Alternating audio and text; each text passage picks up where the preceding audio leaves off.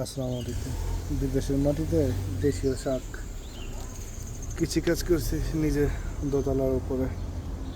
এতে লাউ শাক, তারপরে মরিচের গাছ, আলহামদুলিল্লাহ সব কিছু ঠিক আছে। এই যে লাউ গাছ নিজের হাতে লাগানো দোতলার উপরে। এই হচ্ছে পুঁই শাক, তারপরে এই হচ্ছে পুঁই শাক, আর এই যেটা এটা হচ্ছে আদা গাছ। তারপরে এই যে মাটি ফেলাইছি, এগুলো সবগুলো আল্লাহ বাসালে কৃষিকাজ করবো ইনশাআল্লাহ। বিদেশের মাটিতে দেশি প্রোডাক্টস, দেশি সবজি উঠাবো ইনশাআল্লাহ।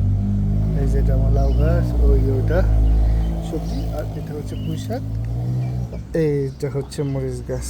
দেখছেন মাশাআল্লাহ কত সুন্দর সুন্দর মরিচ হয়েছে ইনশাআল্লাহ।